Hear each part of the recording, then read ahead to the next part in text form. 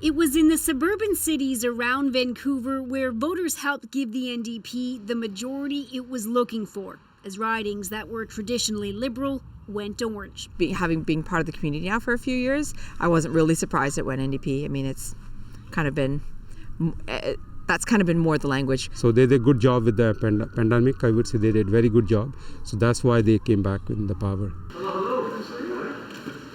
When John Horgan and the NDP called an early election last month, it was a strategic move to strike when the party was popular. It paid off.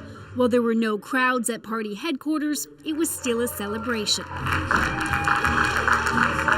The reason our message resonated in Richmond, it resonated in Langley, is because we're talking about things that matter to those families.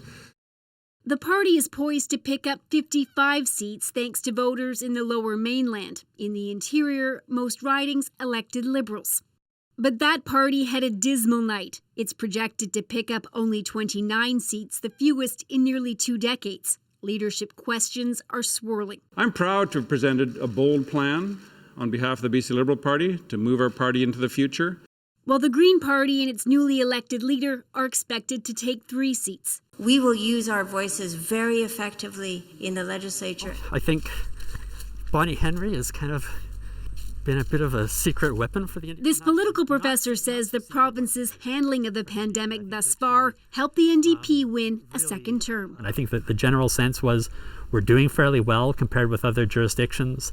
Why change horses in the middle of a race when we seem to be ahead?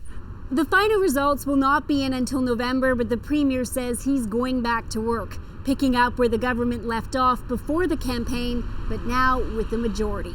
Briar Stewart, CBC News, Vancouver.